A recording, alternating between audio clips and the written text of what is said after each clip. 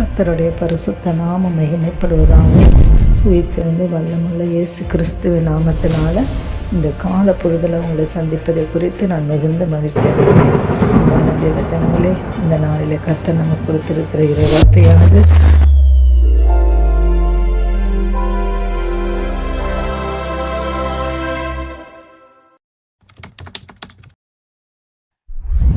ஏசாயாவின் தீர்க்க தரிசன புஸ்தகம் 53ஆம் அதிகாரம் 4வது வசனத்தை நம்ம வாசித்து தியானிப்போம். மெய்யாகவே அவர் நம்முடைய பாடுகளை ஏற்றுக்கொண்டு நம்முடைய துக்கங்களை சுமந்தார். நாமோ அவர் தேவனால் அடிபட்டு வாதிக்கப்பட்டு சிறுமைப்பட்டவர் என்று எண்ணினோம். தேவ ஜனங்களே, இந்த உலகம் பாடுகள் நிறைந்த உலகம்தான். இந்த ஜீவியை நமக்கு எல்லாமே துக்கம் நிறைந்தது தான் என்று நம்ம பார்க்கிறோம். பாடுகளும் துக்கங்களும் நிறைந்த இந்த உலகத்தில் நம்முடைய ஆண்டவராகிய இயேசு கிறிஸ்து நம்முடைய அருகிலே வந்து, மகனே, நீ பட்ட பாடுகள் போதும், அது என்னிடத்தில் கொடு, அதை நான் ஏற்றுக்கொள்கிறேன் என்று இந்த நாளில் உங்களை பார்த்து சொல்லுகிறார். நீங்கள் துக்கத்தோடு நடந்த காலங்கள் போதும் பிள்ளைகளே, அந்த துக்கங்களை நான் சுமக்கும்படி என்னிடத்தில் விட்டு விடுங்கள் என்று தேவன் இந்த நாளில் உங்களை பார்த்து கேட்கிறார். தேவ பிள்ளைகளே, இந்த நாளில் கூட நீங்கள் கர்த்தருடைய பாதத்தில் உங்களை அர்ப்பணிங்க. கிறிஸ்து நமக்காக பாடுபட்டார். அது மாத்திரமல்ல, நம்முடைய பாடுகளையும் அவர் ஏற்றுக்கொள்ள ஆவலாக இருக்கிறார் என்று பார்க்கிறோம்.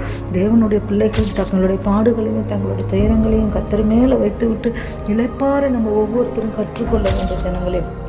கிறிஸ்தனுடைய பாடுகளை சற்று தியானித்து பாருங்களாம். அந்த பாடுகளெல்லாம் நாம் 2 பகுதிகளாக பிரிக்கலாம் என்று நம்ம ஒரு வகை பாடுகள் அவர் தமக்கு பதிலாக ஏற்றுக்கொண்ட பாடுகள், மற்ற வகை பாடுகள் நமக்கு முன்மாதிரியாக அவர் ஏற்றுக்கொண்ட பாடுகள். தேவ பிள்ளைகளை, நம்ம பாடுகளை ஏற்றுக்கொண்ட தெய்வம், நம்ம துக்கங்களை சுமந்தவர். உங்களுடைய வியாதிகளுக்காக தழும்புகளால் குணமாக படுகிறோம் என்று வேதத்தில் நம்ம வாசிக்கிறோம். நீங்கள் இன்னும் தொடர்ந்து வியாதிகளை வாழ வேண்டிய அவசியம் இல்லை. அவருடைய தழும்புள்ள கரம் நம்மளை அப்படியா சுகப்படுத்துகிறதாக இருக்கிறது. கர்த்தர் சிலுவையிலே நமக்காக எல்லாவற்றையும் செய்து முடித்தார்.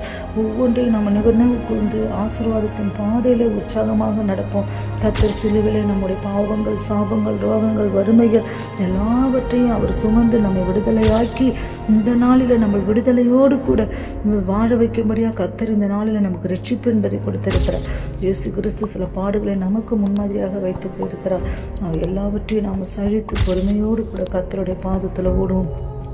2 கொரிந்தியரில் கூட 8:9 கூட சொல்லப்பட்டிருக்குது, நம்முடைய கர்த்தராகிய இயேசு கிறிஸ்துவின் கிருபையை அறிந்திருக்கிறோமே, அவர் ஐஸ்வர்யம் உள்ளவராக இருந்தும் நீங்கள் அவரை தரித்திரத்தினாலே ஐஸ்வர்யங்கள் ஆகும்படிக்கு உங்கள் நிமித்தம் தரித்திரரானாரே என்று பார்க்கிறோம்.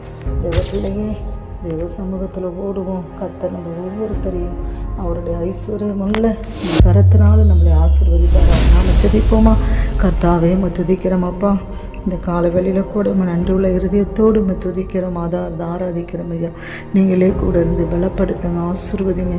எல்லா தீமையான காரியங்களுக்கு விலைக்கு பிள்ளைகளை பாதுகாத்துக்கொள்ளுங்க. இயேசுவின் நாமத்தில் ஜெபிக்கிறோம் பிதாவே. ஆமென்.